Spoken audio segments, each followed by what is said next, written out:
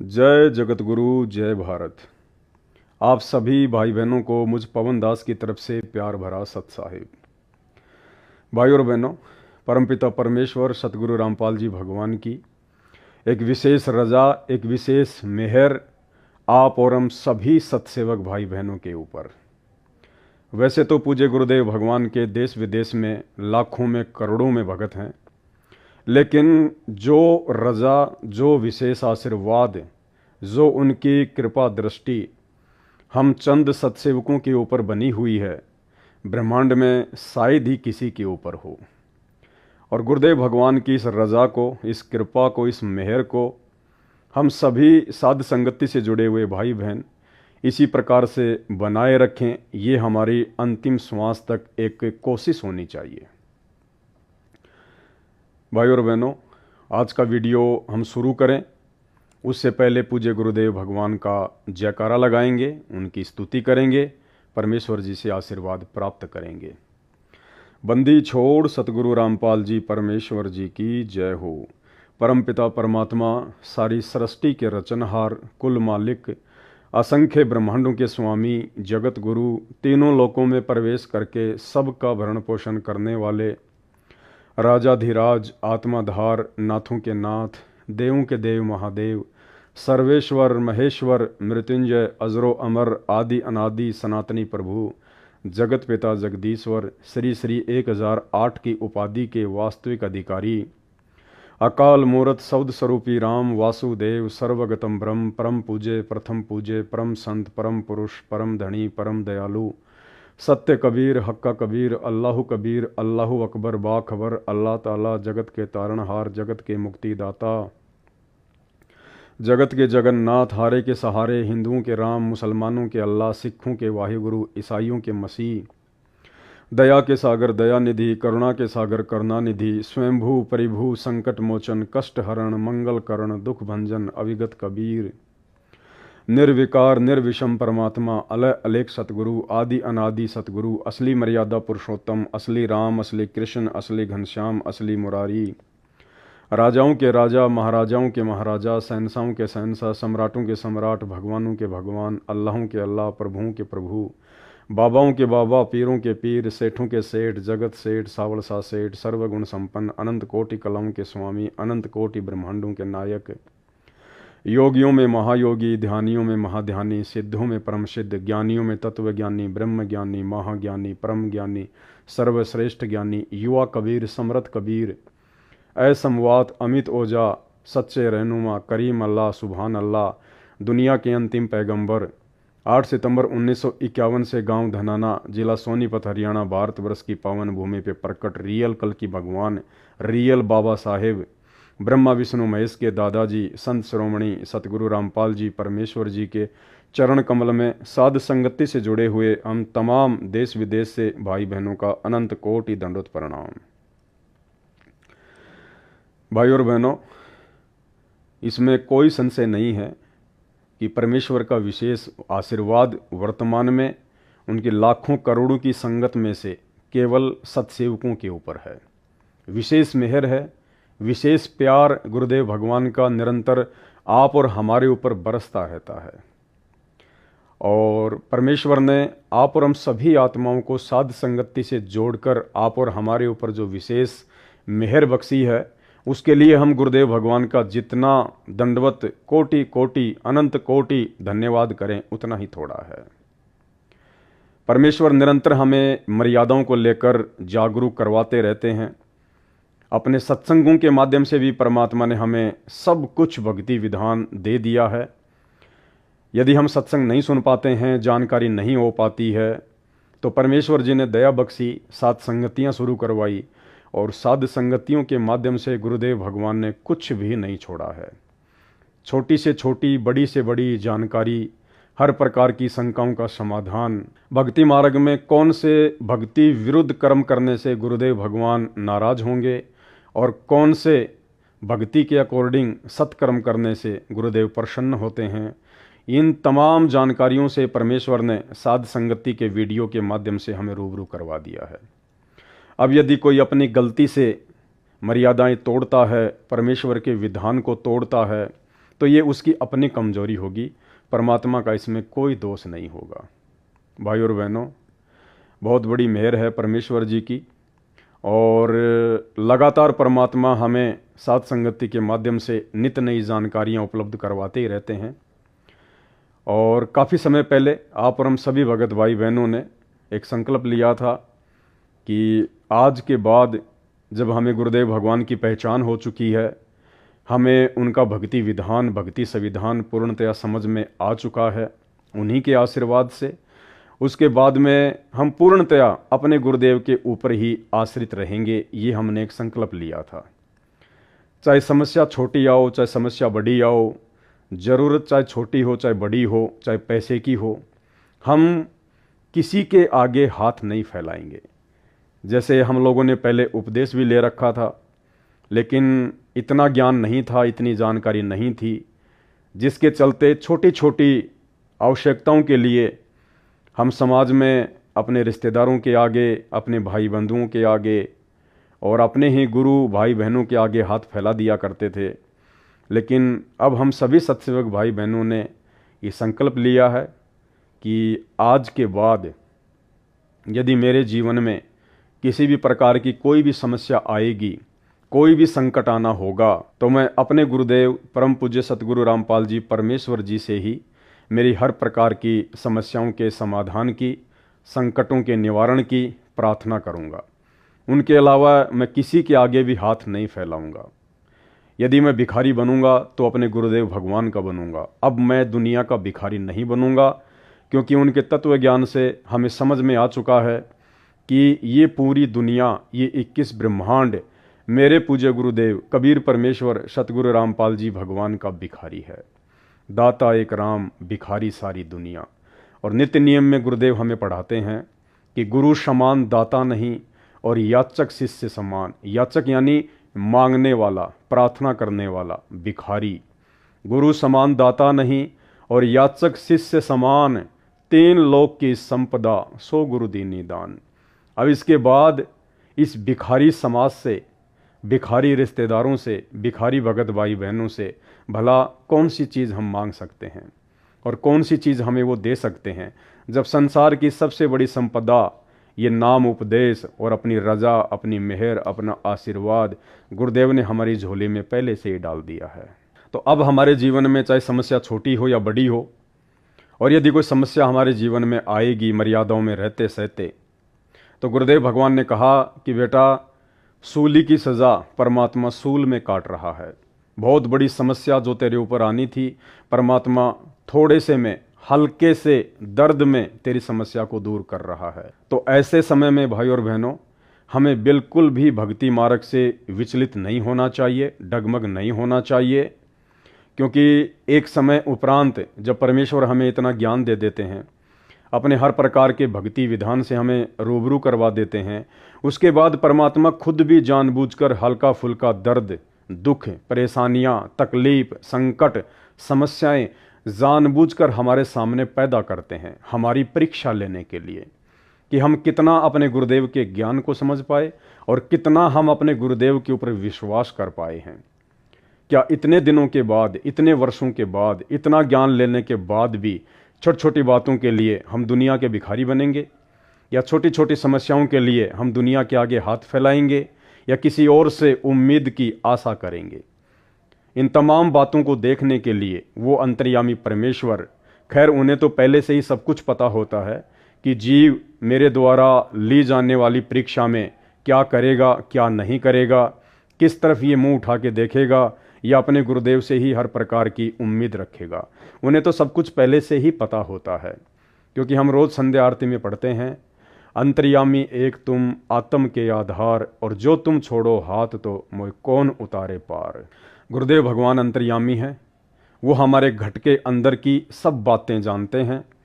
जो बातें हम सोचते भी नहीं हैं या आने वाले कुछ वर्षों में सोचेंगे, वो बातें भी परमेश्वर को पहले से ही पता है। तो परमेश्वर हमारी औकात, हमारा ज्ञान आधार, हमारा विश्वास कि आपका गुरुजी के प्रति कितना विश्वास है, आपके अंदर अभी तक कितनी दृढ़ता आ पाई है, आप सतलोक जाने की दिशा में कितने आगे बढ़ पाए हैं, आपके अंदर अभी कितनी कमजोरियां और कितनी कमियां हैं, इन सब बातों की जानकारी से हमें रूबरू करवाने के लिए, हमें परिचित करवाने के लिए स्वयं से परमात्मा इस प्रकार की छोटी मोटी समस्याएं देके, दुख दर्द देकर, मन में शंकाएं पैदा करके भी अपने भक्तों की परीक्षा ले लेते हैं। तो भाई और बहनों, हर स्थिति में अब हमने दृढ़ ही रहना है। चाहे कितना ही भयंकर काम क्यों ना बिगड़ता दिखाई दे, हमने किसी और के ऊपर अपने गुरुदेव के अलावा उम्मीदों की नज़रें नहीं टिकानी है।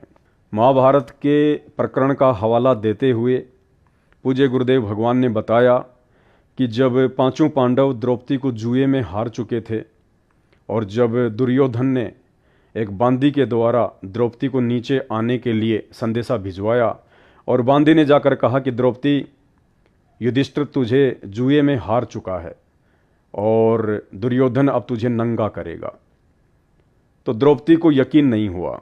उसने कहा कि क्यों मजाक करती है, मेरे पांचों पति एक से एक महारथी, एक से एक धनुर्धारी, गदाधारी अभी जिंदा हैं, नीचे बैठे हुए हैं, उनके रहते सहते भला किसकी मजाल जो मुझे हाथ लगा दे। इसके अलावा गंगा पुत्र भीष्म, द्रोणाचार्य, कृपाचार्य, कर्ण, विदुर और स्वयं धृतराष्ट्र भी तो सभा में बैठा हुआ है। इन सब के रहते सहते भला दुर्योधन की क्या औकात जो मेरे कपड़े उतार सके, मेरे वस्त्रों का हरण कर सके। उसको अहंकार था, उसको घमंड था। लेकिन जब वो नीचे गई, दुशासन आया और उसके बालों को पकड़कर घसीटता हुआ उसे सभा में लेकर गया, और वहां जब उसने देखा कि मेरे पांचों पति जिनके ऊपर मैं फूला नहीं समा रही थी, जिनके ऊपर मैं नजरें टिका के बैठी हुई थी, उनकी गर्दनें नीची थी। भीष्म पितामह, कर्ण, द्रोणाचार्य, दुर्योधन का मलिन अन्न खाकर उनकी बुद्धि भी भ्रष्ट हो चुकी थी, उन्होंने भी नीचे गर्दन कर ली। और तो और दुर्योधन का पिता धृतराष्ट्र, जब द्रौपदी ने उससे प्रार्थना की, उसने भी नीची गर्दन कर ली। उसके बाद में द्रौपदी का अहंकार टूटा, उसका घमंड टूटा कि मैं जिनके ऊपर नजरें टिका के बैठी थी, आज वो सब नीची गर्दन करके बैठे हुए हैं। तब द्रौपदी ने अपने गुरु को याद किया। उस समय श्री कृष्ण जी उनके धार्मिक गुरु थे, और जब उसने श्री कृष्ण जी को याद किया तो श्री कृष्ण जी ने तो कहाँ द्रौपदी की रक्षा के लिए आना था, वो तो उस समय अपनी पत्नी रुक्मणी के साथ चौपड़ पासा खेल रहे थे, शतरंज खेल रहे थे। लेकिन वो गुरुओं का गुरु, जगत गुरु, सर्वसृष्टि रचनहार, हम सब जिनकी आत्माएं हैं, कभी न कभी किसी न किसी जन्म में हम उनकी शरण में रह चुकी हैं, उस परमेश्वर को सबकी चिंता है। और वो परमेश्वर, वो असली मुरारी, वो कबीर देव भगवान जो वर्तमान में परम पूज्य सतगुरु रामपाल जी के चोले में धरती पर प्रकट हैं, उन्होंने सूक्ष्म रूप बनाया और द्रौपदी को निर्वस्त्र होने से बचाया। भाई और बहनों, आज हमने उसी परमपिता परमेश्वर के ऊपर अपनी नज़रें टिका के रखनी है। आज उनके ज्ञान आधार से, उनके आशीर्वाद से हमने सत्संग सुनकर हर प्रकार की बुराइयों से, विषय विकारों से किनारा कर लिया है। अपने पेट पोषण के लिए नेक नीति और ईमानदारी से अपना काम धंधा करते हैं। फालतू में हम ना किसी के पास बैठते हैं, ना उठते हैं, ना किसी के साथ कोई गपशप करते हैं। हर प्रकार की सामाजिक परंपराओं और कुरीतियों से हम दूर हट चुके हैं और ज़्यादा से ज़्यादा समय परमपिता परमेश्वर जी के सत्संग सुनने में, नाम सुमरण करने में ही बिताते हैं और हर प्रकार से उनकी मर्यादाओं का ध्यान रखते हैं। तो ऐसे में परमात्मा भी हमारा ध्यान रखेगा। लेकिन हमने थोड़ा सा विचार करना पड़ेगा। जब भी हमारे ऊपर छोटी मोटी कोई समस्या आती है तो हमने इतना ही सोचना है कि मेरे गुरुदेव भगवान की तरफ से ये मेरी परीक्षा है। परमात्मा चेक करना चाहते हैं, देखना चाहते हैं कि सतलोक जाने के लिए अभी मेरे अंदर कितनी कमजोरियां हैं, कितना कच्चापन है, कितना मैं तैयार हो पाया हूं। तो ऐसे समय में हमें बिल्कुल भी डगमग नहीं होना है। इसके अलावा भाई और बहनों, आज की वीडियो में हम जो जिक्र करने जा रहे हैं वो ऐसी ही कुछ सामाजिक परंपराएं जिनको भगत समाज अभी तक अपने सर पर रखकर घूम रहा है, जिन परंपराओं को ना त्याग पाने के चलते अभी भी भगत समाज परमपिता परमेश्वर जी की भक्ति से पूर्ण लाभ प्राप्त नहीं कर पा रहा है। इसके अलावा भाई और बहनों, आज हम एक छोटा सा संकल्प और लेंगे। वो संकल्प लेकर हम अपने परमपिता परमेश्वर जी को ये विश्वास दिलाएंगे कि हम केवल अपने गुरुदेव भगवान के प्रति ही समर्पित हैं और रहेंगे। भाई और बहनों, अक्सर छोटी छोटी समस्या आ जाने पर, छोटे छोटे काम बिगड़ते हुए दिखाई देने पर हम लोग भयभीत हो जाते हैं, डर जाते हैं।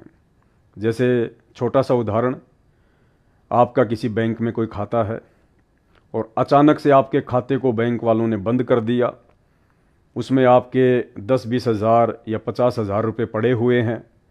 आपको किसी प्रकार की वेरिफिकेशन के लिए बोला जाता है, कोई डॉक्यूमेंट्स वगैरह देने के लिए कहा जाता है, या फिर आपकी बहुत सारी कोशिशों के बावजूद आपका जो अकाउंट है ओपन नहीं हो पा रहा है।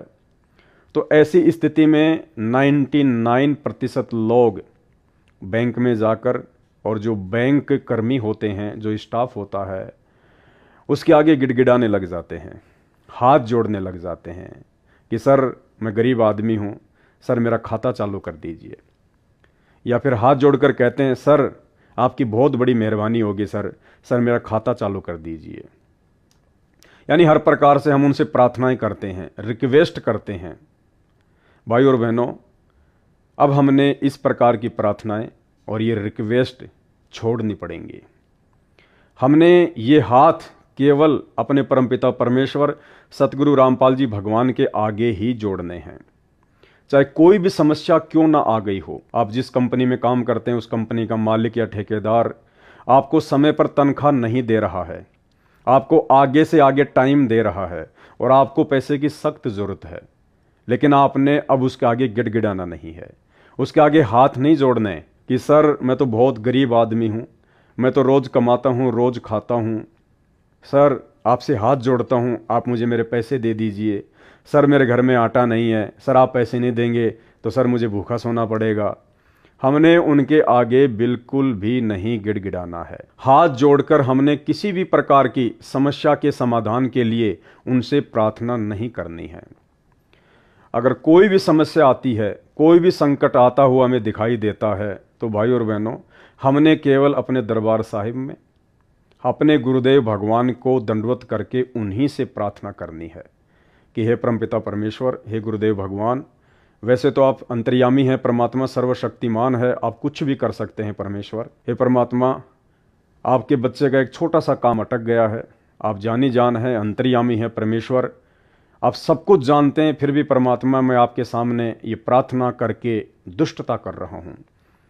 और जो भी आपका काम बिगड़ा हुआ है, जो भी आपकी समस्या है, आप अपने गुरुदेव को दंडवत करके उनके आगे हाथ जोड़ के, नाक रगड़ के आप उनसे प्रार्थना कीजिए। आप उनसे कहिए कि परमात्मा सब कुछ आपकी आंखों के सामने है, परमेश्वर जो आपके दास के हित में हो वो कीजिए। यानी विशेष प्रार्थना हाथ जोड़कर केवल हमने अपने गुरुदेव भगवान से करनी है। बाकी जहाँ भी आप काम करते हैं, आप केवल अपना हक मांगिए। आप उन्हें कहिए कि सर देखिए मैं लगातार 2 महीने से या 3 महीने से आपकी कंपनी में काम कर रहा हूँ, और सर मेरा जो परिवार है वो केवल मेरी इसी तनख्वाह के आधार से चलता है, और सर आप पिछले 1 महीने से मुझे मेरी तनख्वाह नहीं दे रहे हैं, सर आपको देनी चाहिए। मैं आपके यहाँ काम कर रहा हूँ, मैं आपसे फ्री में नहीं प्राप्त कर रहा। यदि आप नहीं देंगे तो फिर मुझे कोई दूसरा रास्ता देखना पड़ेगा। दूसरा रास्ता यानी मुझे यहाँ से काम छोड़ के कहीं और जाना पड़ेगा। लड़ाई झगड़ा हमारा मार्ग नहीं है। गाली गलौज करना ये संत रामपाल जी के भक्तों का मार्ग नहीं है। मन मुटाव करना, ईर्ष्या करना ये संत रामपाल जी के भक्ति मार्ग में नहीं है। आप प्यार प्रेम से उस ठेकेदार से, उस कंपनी के मालिक से, मैनेजर से यही कहिए कि सर मैंने काम किया है और आपकी जिम्मेदारी बनती है कि काम के बदले आप मुझे मेरी तनख्वाह दें। आपने हाथ नहीं जोड़ने, अपना जो हक है वो मांगना है, प्रेम से मांगना है, एक सभ्यता के साथ में मांगना है। हमने ना उसको ये शो करना है कि मैं भयभीत सा हो रहा हूँ, यदि मुझे पैसा नहीं मिलेगा तो बस मैं तो मर ही जाऊँगा, मेरा तो परिवार ही बर्बाद हो जाएगा। गिड़गिड़ाना नहीं है, किसी प्रकार की कोई रिक्वेस्ट नहीं करनी है। आपका जो हक है, आपने काम किया है, मेहनत की है, उस आधार से आपने अपना हक मांगना है। बाकी हाथ जोड़ के प्रार्थना नहीं करनी, नहीं गिड़गिड़ाना कि सर मैं आपसे हाथ जोड़ता हूँ, सर आप मेरे पैसे दे दीजिए, सर मैं बर्बाद हो जाऊँगा, सर मेरे बच्चे क्या खाएंगे। इस प्रकार की प्रार्थनाएं यदि हम जगत वालों से करेंगे, काम चाहे छोटा बिगड़ता दिखाई दे या बड़ा बिगड़ता हुआ दिखाई दे। ये प्रार्थना सबसे पहले हम अपने गुरुदेव भगवान से करेंगे। अगर गिड़गिड़ाना भी है, रोना भी है, तो अपने गुरुदेव के आगे, जगत वालों के सामने जाकर केवल हमने अपना हक मांगना है। जब तक वो नहीं देता है, मांगते रहना है प्रेम पूर्वक। यदि हमारी मेहनत का पैसा होगा, ईमानदारी का पैसा होगा, तो परमात्मा कहते हैं कि तुम्हारे हक को कोई नहीं खा सकता, देर सवेर जरूर देगा। तो भाई और बहनों, ठीक इसी प्रकार बैंक में या अन्य किसी संस्था में यदि हमारा कोई काम बिगड़ता हुआ दिखाई दे रहा है, तो हमने वहाँ के स्टाफ के आगे हाथ नहीं जोड़ने, प्रार्थना नहीं करनी है। केवल हमने फॉर्मेलिटीज़ को पूरा करना है। बैंक की जो भी फॉर्मेलिटी है, आपने कोई फॉर्म भरना है, आपने बैंक में कोई डॉक्यूमेंट्स वगैरह सबमिट करना है, या अन्य किसी प्रकार की कोई जानकारी जो बैंक आपसे मांगता है, केवल आपने वो जानकारियाँ देनी है और उनसे कहना है कि सर मैं आपका कस्टमर हूँ और आपको चाहिए कि आप जल्दी से जल्दी मेरे खाते को ओपन करें। आपके द्वारा जितनी भी फॉर्मेलिटीज़ थी सब मैंने पूरी कर दी हैं। अब मैं आपसे यही कहूँगा कि आप जितना जल्दी हो सके आप मेरे खाते को चालू कीजिएगा। हाथ नहीं जोड़ने, गिड़गिड़ाना नहीं है। कोई भी संस्था हो, कोई भी कंपनी हो, कोई भी फैक्ट्री हो, या अचानक से हमें पैसों की ज़रूरत पड़ जाए, तो हमने एडवांस के लिए हाथ नहीं जोड़ने कि सर आप मुझे एडवांस दे दीजिए, सर मेरा काम बिगड़ रहा है। नहीं, आप उनसे कह सकते हैं कि सर मेरे ऊपर थोड़ी सी ऐसी कोई समस्या आई हुई है और मैं आपसे कुछ एडवांस उधार पैसे लेना चाहता हूँ, अगर आप उचित समझें तो आप मुझे दे दीजिएगा। अगर वो देता है तो बहुत अच्छी बात है, क्योंकि आपकी मेहनत का पैसा है। यदि नहीं देता है तो फिर आपने गिड़गिड़ाना नहीं है, हाथ जोड़ के प्रार्थना नहीं करनी है। हर प्रकार की समस्याओं के समाधान के लिए, निराकरण के लिए प्रार्थना, रिक्वेस्ट, रोना धोना, गिड़गिड़ाना केवल अपने गुरुदेव भगवान के आगे। भले आपकी जान क्यों ना जा रही है, भले आपका सब कुछ दांव पे क्यों ना लगता हुआ दिखाई दे रहा है, अब इससे बड़ी समस्या तो नहीं हो सकती ना। ऐसे समय में भी हमने जगत का भिखारी नहीं बनना, जगत के आगे हाथ नहीं जोड़ने, केवल अपने गुरुदेव भगवान के आगे ही रोना धोना, गिड़गिड़ाना, प्रार्थना करना, जो भी आपने करना है अपने गुरुदेव के चरणों में कीजिएगा, क्योंकि हर समस्या का समाधान केवल गुरुदेव भगवान के पास है।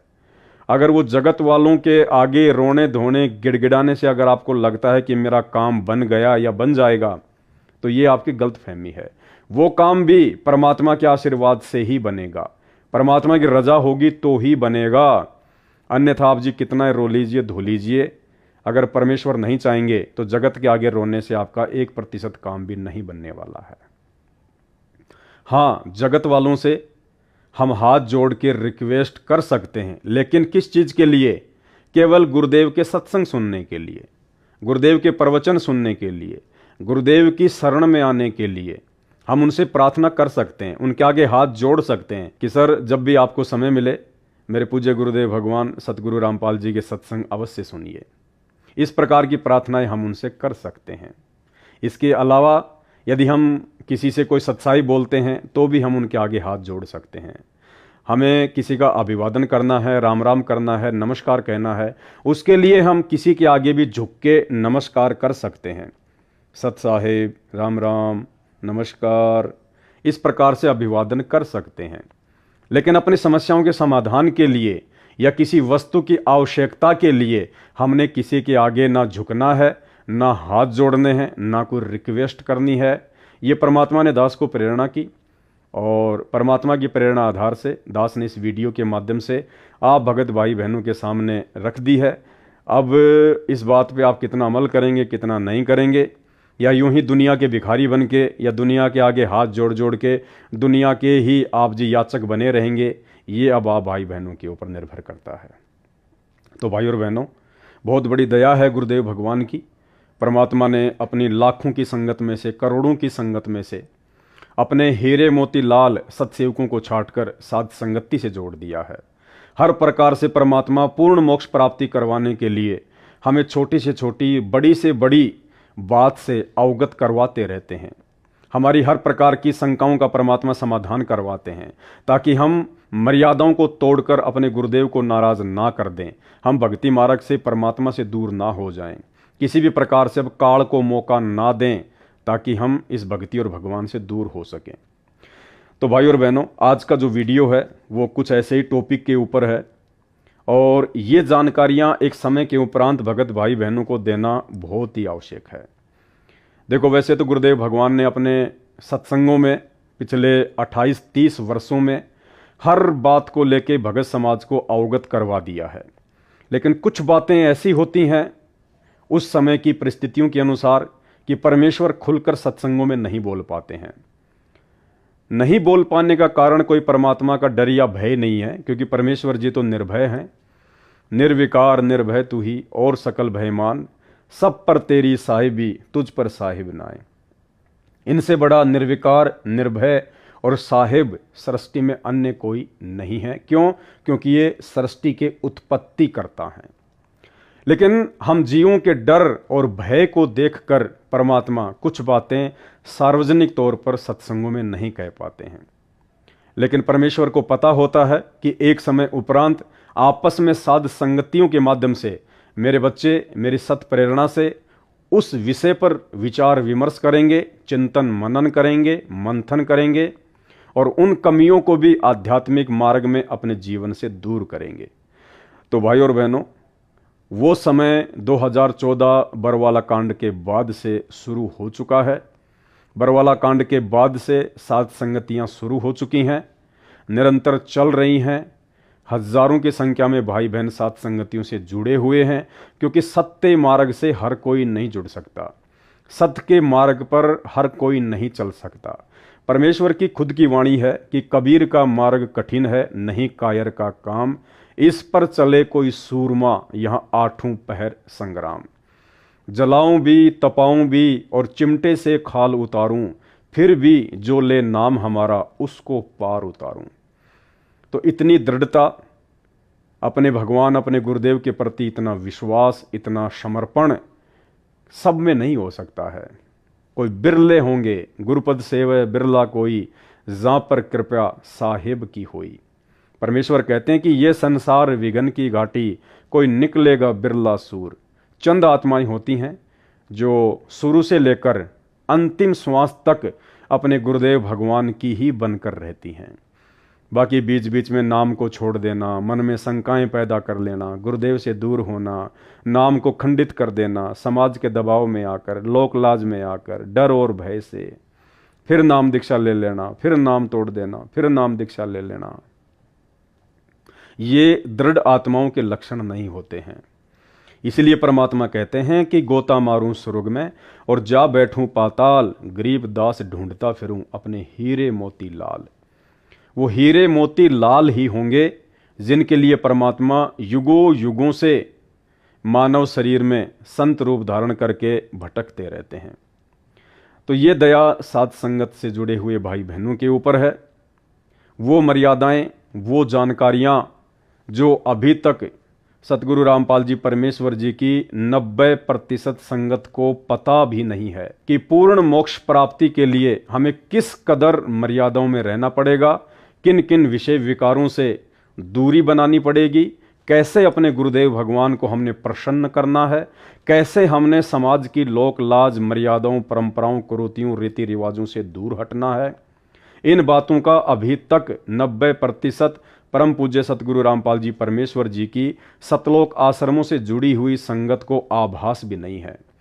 और दूसरी तरफ यही तमाम प्रकार की जानकारियां साध संगत से जुड़े हुए परमेश्वर के हीरे मोती लाल अपने दिलो दिमाग में बैठा चुके हैं, समा चुके हैं और पिछले कई वर्षों से परमेश्वर की उन तमाम मर्यादाओं को फॉलो भी कर रहे हैं। तो आज का वीडियो सतलोक आश्रमों से जुड़े हुए उन भाई बहनों के लिए है जो भाई बहन सतगुरु रामपाल जी भगवान के मानव धर्म को स्वीकार करने के बाद भी, यानी परमेश्वर रामपाल जी की शरण में आने के बाद भी उन परंपराओं को, जो परंपराएं समाज में गैर नाम दीक्षा वाले जो अभी संत रामपाल जी की शरण में नहीं हैं, जिन्हें जानकारी नहीं है, जो लोग उन परंपराओं के वजन को ढो रहे हैं, नाम उपदेश लेने के बाद हमारे भगत भाई भी उन तमाम परंपराओं को, रीति रिवाजों को उसी प्रकार से ढो रहे हैं। भाई और बहनों, हम रोजाना संध्या आरती में पढ़ते हैं, मन कर धीर बांध ले रे बोरे, छोड़ दे न पछलियों की रीत सतगुरु तारेंगे। रोज पढ़ते हैं हम।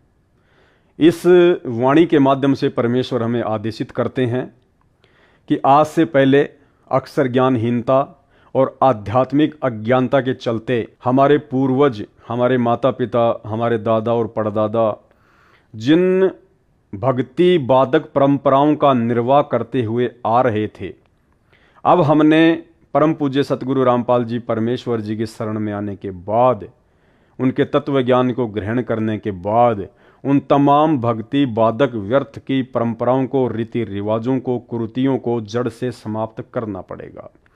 अपने जीवन से बाहर निकालकर फेंकना होगा, अन्यथा हम परमेश्वर को प्राप्त नहीं कर पाएंगे। हम भक्ति करते करते भी पूर्ण मोक्ष के अधिकारी नहीं बन पाएंगे। इसलिए परमेश्वर जी इस वाणी के माध्यम से हमें यही संदेशा दे रहे हैं कि छोड़ देना पछलियों की रीत, सतगुरु तारेंगे। यानी सतगुरु आपको उसी समय तारेंगे, उसी समय आपका उद्धार करेंगे जिस समय आप उन भक्ति बाधक समाज की परंपराओं का परित्याग कर देंगे। भाई और बहनों, आज हमारे पूज्य गुरुदेव परम पूज्य सतगुरु रामपाल जी परमेश्वर जी हैं, और परमेश्वर जी से ज्ञान प्राप्त करने के बाद, और ज्ञान भी कोई सामान्य ज्ञान नहीं बल्कि आध्यात्मिक ज्ञान, यह आध्यात्मिक ज्ञान प्राप्त करने के बाद में अब हमने उन तमाम परंपराओं का परित्याग करना पड़ेगा। आप देख रहे हैं वीडियो का टाइटल है पगड़ी की परंपरा को त्यागना होगा। जी हाँ, ये पगड़ी जो आप देख रहे हैं, जो इन तमाम सिख भाइयों ने धारण कर रखी हैं, यदि आप परम पूज्य सतगुरु रामपाल जी भगवान की शरण में आ चुके हैं, आप उनके भगत हैं, आपको यदि ज्ञान हो चुका है, तो अब आपने इस परंपरा का परित्याग करना पड़ेगा। जी हाँ, इस पगड़ी वाली परंपरा का आपने परित्याग करना पड़ेगा यदि आप रियल में सतगुरु रामपाल जी परमेश्वर जी के दिल में, उनके चरणों में जगह बनाना चाहते हैं तो। क्योंकि ये पिछलियों की रीत है, ये हमारे बड़े बूढ़े, हमारे बुजुर्ग, हमारे दादा परदादा जो पीढ़ियों से इन परंपराओं का निर्वाह करते हुए आ रहे हैं, उस समय उनकी सोच आधार से, उस समय की परिस्थितियों के आधार से भले ये बातें सही हों, ठीक हों, लेकिन वर्तमान का जो दृश्य है वो पूरी तरह से बदल चुका है। वर्तमान में हम परम पूज्य परमेश्वर सतगुरु रामपाल जी भगवान के यथार्थ 13वें कबीर पंथ के पंथी हो चुके हैं, और इस पंथ में इस पगड़ी की वर्तमान में किसी भी प्रकार की कोई आवश्यकता नहीं है। यदि आपने अपनी भक्ति को सफल करना है और अपने गुरुदेव भगवान को यदि आपने प्रसन्न करना है, तो परमेश्वर जी का नारा है कि जीव हमारी जाति है, मानव धर्म हमारा, हिंदू मुस्लिम सिख ईसाई धर्म नहीं कोई न्यारा। यानी सतगुरु रामपाल जी भगवान के पंथ में आने के बाद हमने केवल उनके धर्म को फॉलो करना है। कौन से धर्म को? मानव धर्म को। यही आदि सनातन धर्म है, मानव धर्म। जैसे पहले कोई हिंदू धर्म से जुड़ा हुआ था, तो हिंदू धर्म की जो पहचान है वो इस प्रकार की मानी जाती है।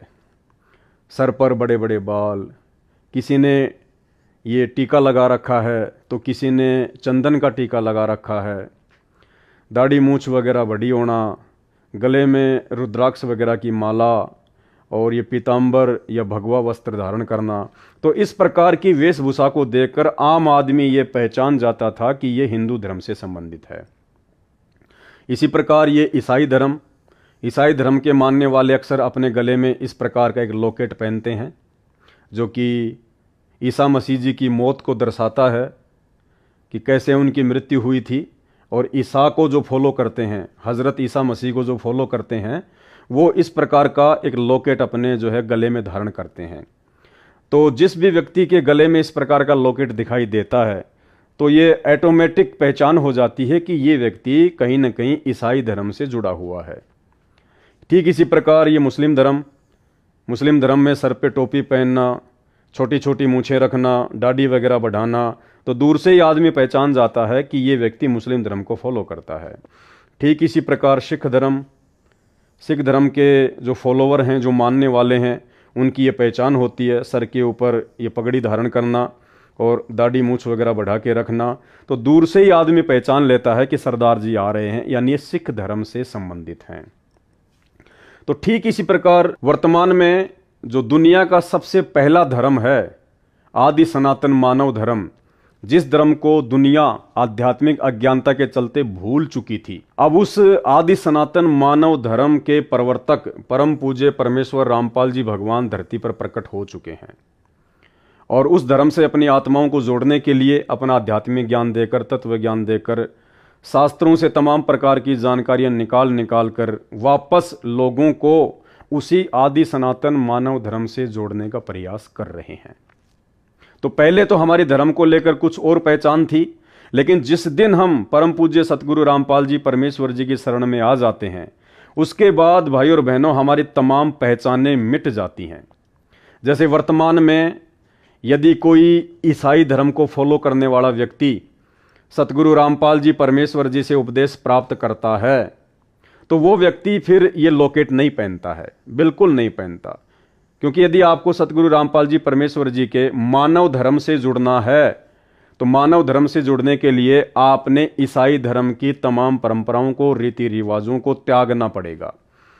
यदि आप संत रामपाल जी से उपदेश लेकर इनके मानव धर्म से जुड़ने के बाद भी लॉकेट वगैरह पहनना या फिर चर्च में जाना या ईसाई समाज की जो परंपराएं हैं उनको निभाना नहीं छोड़ा, तो फिर आप अभी तक पूर्णतया सतगुरु रामपाल जी के शिष्य नहीं हैं। आप पूर्ण रूप से उनके मानव धर्म से नहीं जुड़ पाए हैं। लेकिन अमूमन 99% आपको ये देखने को मिलेगा, बल्कि 100% आपको ये देखने को मिलेगा कि ईसाई समाज का कोई भी व्यक्ति जिस दिन सतगुरु रामपाल जी परमेश्वर जी से उपदेश ले लेता है, उनके ज्ञान को समझ जाता है, उसके बाद वो इस प्रकार के लॉकेट वगैरह पहनना बिल्कुल जो है बंद कर देता है। ठीक इसी प्रकार यदि मुस्लिम समाज का कोई फॉलोवर, कोई व्यक्ति, स्त्री या पुरुष संत रामपाल जी के ज्ञान से परिचित होने के बाद जब उनसे नाम उपदेश प्राप्त करता है, तो उसके बाद आपको ये देखने को भी नहीं मिलेगा कि संत रामपाल जी से उपदेश लेने के बाद वो व्यक्ति सिर पर टोपी पहनता हो या वो व्यक्ति मूछें कटाता हो, दाढ़ी बड़ी बड़ी रखता हो। यानी जो पहचान मुस्लिम समाज की है, नाम उपदेश लेने के बाद वो व्यक्ति अपनी उस पहचान को मिटा डालता है। ठीक इसी प्रकार हिंदू धर्म से संबंधित कोई भी व्यक्ति जब संत रामपाल जी से उपदेश प्राप्त करता है, उसके बाद वो ना ही तो चंदन का टीका लगाता है, ना ही वो रोली वगैरह का टीका लगाता है, ना ही वो दाढ़ी वगैरह बढ़ा के रखता है, ना ही वो मूछें वगैरह बढ़ा के रखता है, ना ही अपने शरीर पर वो भगवा या पीताम्बर जो विशेष पोशाक हिंदू साधु संतों की मानी जाती है धारण नहीं करता है, ना ही वो अपने गले में रुद्राक्ष की माला वगैरह धारण करता है, ना ही वो हाथों में अंगूठियां वगैरह पहनता है। यानी वो अपनी पहले वाली हिंदू धर्म की जो पहचान थी उसको मिटा देता है और एक सामान्य व्यक्ति की तरह संत रामपाल जी की शरण में आकर उनके मानव धर्म को अपनाकर अपनी भक्ति करता है। लेकिन भाइयों और बहनों, जब बात आती है सिख धर्म से जुड़े हुए उन व्यक्तियों की जिन व्यक्तियों ने सतगुरु रामपाल जी परमेश्वर जी से उपदेश प्राप्त कर लिया है, उपदेश प्राप्त करने के बाद भी आपको 90% संत रामपाल जी के वो भगत जो पहले सिख समाज से थे, सिख धर्म को फॉलो करते थे, आज भी वो लोग अपनी उन्हीं परंपराओं को अपने सिर पर ढो रहे हैं। यानी सिख समाज से जुड़े हुए संत रामपाल जी परमेश्वर जी के 90% भगत आज भी इस पगड़ी वाली परंपरा को नहीं त्याग पा रहे हैं। आज भी वो इस पगड़ी को नहीं त्याग पा रहे हैं। आज भी उनके सिर पर आपको पहले की तरह बड़े बड़े केस, बड़े बड़े बाल दिखाई देंगे।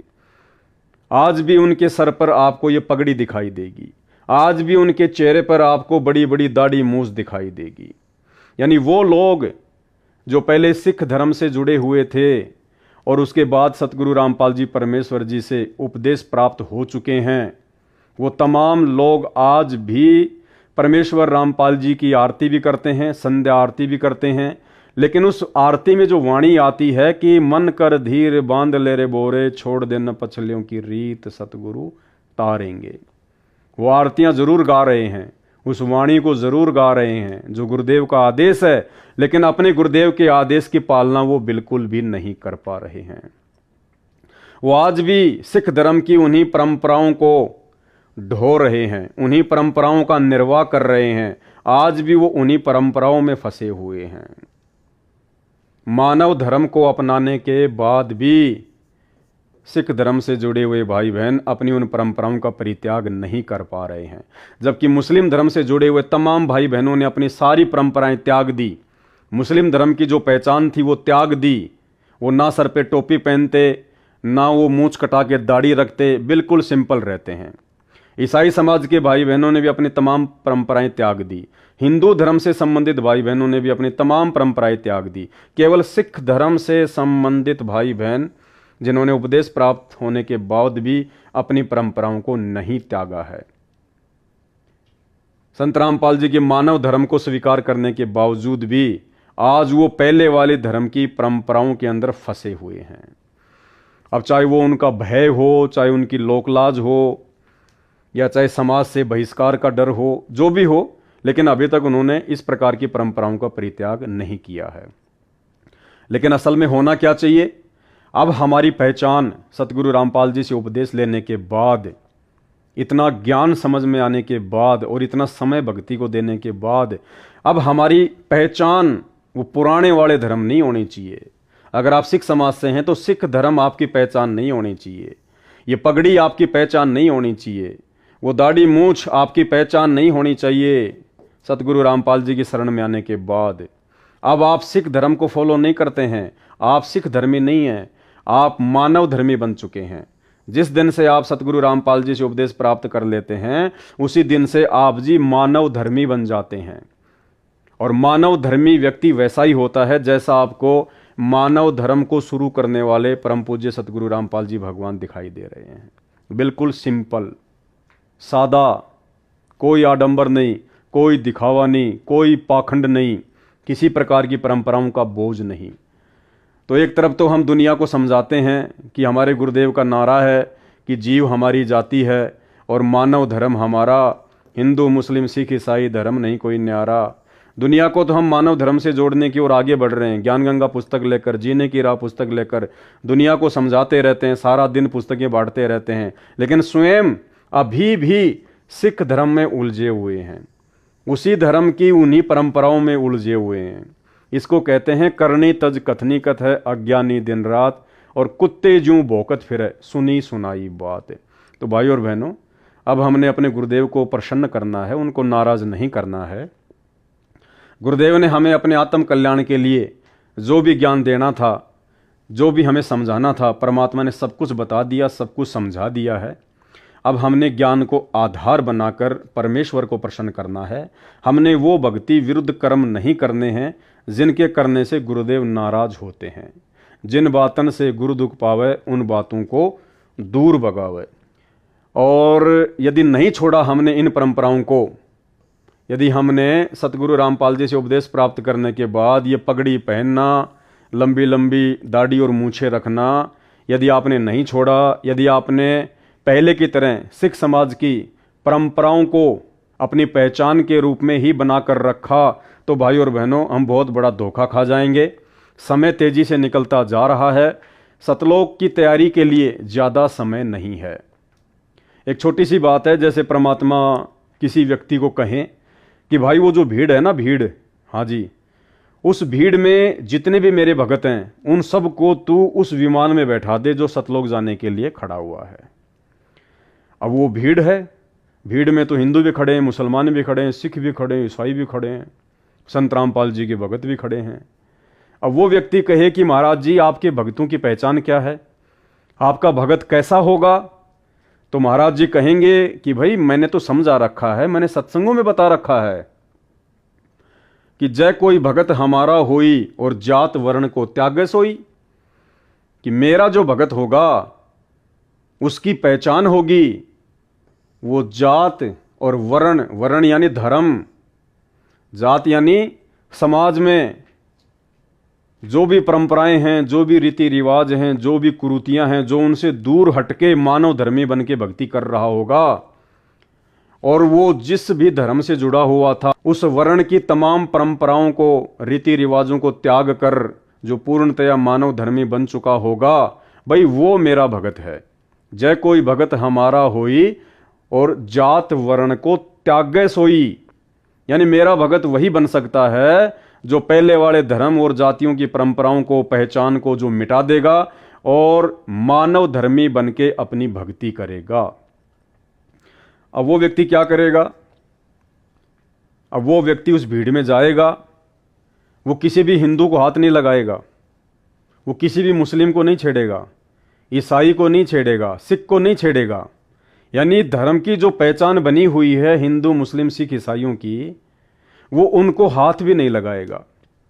वो केवल उन व्यक्तियों का हाथ पकड़ पकड़ के उस विमान में बैठाएगा जिस व्यक्ति की उन चारों धर्मों में से कोई पहचान ना हो, जो बिल्कुल सिंपल हो, अपने गुरुदेव भगवान की तरह हो, सतगुरु रामपाल जी परमेश्वर जी की तरह हो। ना सिर पे टोपी, ना मूंछ कटी हुई, ना दाढ़ी बढ़ी हुई, ना गले में वो क्रॉस का लॉकेट, ना सर पे कोई पगड़ी। वो ऐसे व्यक्ति को हाथ पकड़ के उस विमान में बिठाएगा जो बिल्कुल दिखने में सतगुरु रामपाल जी परमेश्वर जी की तरह एक आम नागरिक की तरह दिखाई दे। तो भाई और बहनों, न उपदेश लेने के बाद भी यदि आप वो परंपराएं नहीं त्यागते हैं तो आपका तो रह गया काम, आप तो सतलोक जाने से वंचित रह गए, क्योंकि परमात्मा तो उन्हीं को लेके जाएगा जो पूर्णतया सतगुरु का बन गया होगा। जय कोई भगत हमारा होई और जात वर्ण को त्यागे सोई, ये परमेश्वर की वाणी है कि असल में मेरा भगत तो वही कहलाएगा जो जाति और वर्ण को, यानी धर्म की और समाज की परंपराओं को त्याग देगा। ये जग ऐसे उर्जाई, नाम बिना डूबी दुनियाई, जो कोई भक्त हमारा होई और जात वर्ण को त्यागे सोई। जो हमारा हंस होगा वो हिंदू और जैना मुसलमान बने ना वो ईसाई कहावे ना सिख, वो एक परमात्मा की प्यारी आत्मा कहलावेगा और वो मानव मनुष्य का पूर्ण लाभ प्राप्त कर लेगा। जो कोई भक्त हमारा होई जात वर्ण को त्यागे सोई, तीर्थ व्रत सब दे बहाई, इन सब न बगा दे ठाक है तीर्थ व्रत आदि को, और सतगुर शरणा सतगुर चरणा ध्यान लगाई। लेकिन फिर भी वर्तमान में सिख समाज से जुड़े हुए सतगुरु रामपाल जी परमेश्वर जी के 90% भगत उन पहले वाली परंपराओं को, रीति रिवाजों को, धर्म की पहचान को नहीं छोड़ पा रहे हैं। क्यों नहीं छोड़ पा रहे? बहुत सारी रीजन है। परमात्मा की वाणी कहती है कि राज त्यागना सहज है, सहज नारी का ने, मान बड़ाई ईर्ष्या दुर्लभ तजना। ये मान बड़ाई का प्रतीक है, ये पगड़ी। मान बड़ाई यानी अहंकार, ये अहंकार का प्रतीक है, ये एक धर्म विशेष की पहचान है। इसको केवल कोई सतगुरु का विशेष हंस ही त्याग सकता है, हर किसी के बस की बात नहीं है। वो लोकलाज में आकर नहीं त्यागेगा कि समाज क्या कहेगा, रिश्तेदार क्या कहेंगे, तूने कहाँ बाबा रामपाल से नाम ले लिया, क्या तूने सिक्खी छोड़ दी, क्या तू सिख धर्म से आउट हो गया। वो डर जाएगा, भयभीत हो जाएगा कि समाज के लोग मेरा बहिष्कार ना कर दें। उसको कहते हैं लोकलाज। तो अभी तक उन भगत भाई बहनों के अंदर लोकलाज ने अपना समावेश कर रखा है। जो भगत भाई बहन संत रामपाल जी के भगत भी हैं और उसके बावजूद भी अपने सर पर पगड़ी पहनते हैं, बड़ी बड़ी दाढ़ी मूंछ वगैरह रखवाते हैं, अभी तक उन्होंने समाज की लोकलाज को नहीं त्यागा है। और जो व्यक्ति भक्ति मार्ग में आने के बाद भी लोकलाज का परित्याग नहीं करता है तो परमात्मा कहते हैं वो मार खाएगा, वो भक्ति मार्ग पर सफल नहीं हो पाएगा। परमात्मा कहते हैं कि लोक लाज ना कीजिए और निर्भय हो रहिए, और जय मन चावे राम को तो दासा तंदरिए। यानी सतगुरु रामपाल जी भगवान की प्राप्ति के लिए, उस राम की प्राप्ति के लिए आपको लोक लाज से दूर हटना पड़ेगा, लोक लाज का परित्याग करना पड़ेगा। तो ये जो पगड़ी है और ये जो दाढ़ी और मूंछ है, जो सिख समाज की पहचान है एक धर्म के रूप में, इसको केवल कोई सतगुरु का विशेष हंस ही, कोई बिरला आत्मा ही त्याग पाएगी। अन्यथा भाई संत रामपाल जी से उपदेश भी ले रखा है और इन तमाम परंपराओं में भी उलझा हुआ है, तो वो भगत कभी जिंदगी में भी सतलोक के दर्शन नहीं कर पाएगा, क्योंकि ये मान बड़ाई का प्रतीक है। ये इतनी आसानी से नहीं छूटती हैं। ये अहंकार का प्रतीक है, एक धर्म विशेष की पहचान है। और जब तक हम अपनी पहले वाली पहचान को नहीं मिटाएंगे तो एक ना एक दिन हम खुद ही मिट जाएंगे। तो परमेश्वर कहते हैं राज त्यागना सहज है और सहज नारी का ने, मान बड़ाई और ईर्ष्या दुर्लभ तजना। ये तो इसको त्यागे बिना बात बनेगी नहीं। फिर हमें परमेश्वर शिक्षा देते हैं, कुल राखें कुल जात हैं। कुल मानी समाज की मर्यादाएं, धर्म की मर्यादाएं। कुल राखें कुल जात है। यदि आपने उपदेश लेने के बाद भी अपने समाज की, अपने धर्म की उन परंपराओं को रखा, तो कहते हैं कुल राखें कुल जात हैं, तो आपका वो धर्म भी नष्ट हो जाएगा, आपका वो सतीत्व भी नष्ट हो जाएगा और आप परमेश्वर से दूर हो जाएंगे। कुल राखें कुल जात हैं और कुल खोए कुल होत। और यदि आपने उस कुल को खो दिया, यानी उस पहले वाली धर्म की परंपराओं का परित्याग कर दिया, तो कहते हैं आपको परमेश्वर का वो वास्तविक धर्म, वास्तविक कुल, मानव धर्म मिल जाएगा आपको। राम निकुल कुल भेंट ले। राम निकुल कुल यानी सतगुरु रामपाल जी भगवान का कुल, भगत समाज, सब कुल रहे समाये। उस भगत समाज में तेरे सारे कुल आ जाएंगे, परमात्मा सतलोक में बैठा देगा। लेकिन जब तक उस नकली धर्म की, नकली कुल और समाज की परंपराओं को यदि आप जी रखोगे, यदि आप उनका निर्वाह करोगे, जैसे आज 90% संत रामपाल जी के सिख समाज से जुड़े हुए भगत भाई बहन कर रहे हैं, आज भी वो पगड़ी बांधना, सर पर बड़े बड़े बाल रखना और दाढ़ी मूंछ को रखना नहीं छोड़ पा रहे हैं। आप सतलोक आश्रम की तरफ से पंजाब में जो 2 आश्रम खोले गए हैं, सतलोक आश्रम खमाणों और सतलोक आश्रम धूरी, जब भी आप वहाँ जाकर देखेंगे या यूट्यूब पर आप उनके जो प्रोग्राम होते हैं उनके वीडियो देखेंगे, तो आपको आज भी पता चलेगा कि 90% वो भाई बहन जो संत रामपाल जी से उपदेश प्राप्त कर चुके हैं, जो पहले सिख समाज से थे, आज भी उनकी पहचान में किसी प्रकार का कोई बदलाव नहीं आया है। आज भी यदि वो समाज में कहीं पे खड़े हुए दिखाई देंगे तो लोग उनको सिख ही समझेंगे, लोग उनको मानव धर्मी नहीं समझेंगे, उनको संत रामपाल जी का भगत नहीं कहेंगे उनको, क्योंकि अभी तक उन्होंने अपनी पहले वाली पहचान को नहीं मिटाया है। अभी भी वो सरदार ही बने हुए हैं, अभी भी वो सिख ही बने हुए हैं। जो कर्म उनको गुरुदेव भगवान से बहुत दूर कर देगा। जीव हमारी जाति है, भाई हमारी जाति है जीव, हम 2 कोटि के इंसान हैं, 2 कोटि के प्राणी हैं हम। काहे की सिर पे पगड़ी, काहे के सरदार। जीव हमारी जाति है और मानव धर्म हमारा, अब हमारा मानव धर्म बन चुका है, ये सरदार वाला धर्म नहीं हमारा। हिंदू मुस्लिम सिख ईसाई धर्म नहीं कोई न्यारा। ये तो है परमेश्वर का ज्ञान, ये तो है परमेश्वर की विचारधारा, उनसे उपदेश लेने के बाद। बाकी अपनी विचारधारा भाई आप कितनी भी अपने ऊपर लागू कर लो, उससे भला नहीं होना है।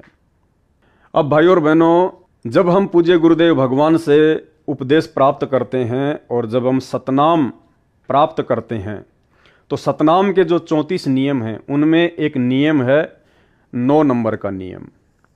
उस 9 नंबर के नियम में परमेश्वर ने एज इट इज ऐसा ही लिखा हुआ है जो आपको स्क्रीन पर लिखा हुआ दिखाई दे रहा है। सिखों को छोड़कर संत बाबा रूप में दाढ़ी ना हो। क्या कहा परमेश्वर ने? सिखों को छोड़कर संत बाबा रूप में दाढ़ी ना हो। यह नियम है परमात्मा का, यह आदेश है सतगुरु रामपाल जी भगवान का उन तमाम व्यक्तियों के लिए जो व्यक्ति सिख समाज को छोड़कर संत रामपाल जी के मानव धर्म को स्वीकार करते हैं। कि सिखों को छोड़कर यानी उन लोगों को छोड़कर जो अभी भी सिख बने हुए हैं, अपनी धर्म की परंपराओं में उलझे हुए हैं, जो लोग संत रामपाल जी के ज्ञान से अपरिचित हैं, जिनको हम सिख कहते हैं, सरदार कहते हैं, उन सिखों को छोड़कर संत या बाबा रूप में दाढ़ी ना हो। यदि आपने संत रामपाल जी से उपदेश लेना है तो संत यानी भगत रूप में, संत का मतलब होता है भगत, और बाबा यानी कोई साधु संत। तो संत रामपाल जी का ज्ञान समझने के बाद में यदि कोई उपदेश लेना चाहेगा और पहले यदि वो बाबा था, लाल कपड़े पहनता था, या पहले वो सरदार था, गुरुद्वारों में पाठी था, जो भी था, पहले जो बाबा रूप में था, जो साधु रूप में था, तो उसको अपनी साधुता छोड़नी पड़ेगी। साधुता का मतलब वो वेशभूषा, वो परंपरा, वो दाढ़ी, वो मूछ, वो उसने कटवानी पड़ेगी अगर संत रामपाल जी से नाम लेना है तो, क्योंकि यहां सख्त आदेश है कि संत बाबा रूप में दाढ़ी ना हो। तो संत रूप यानी भगत रूप में, यानी जब आप संत रामपाल जी से उपदेश ले लेते हैं तो आप जी संत बन जाते हैं, भगत बन जाते हैं।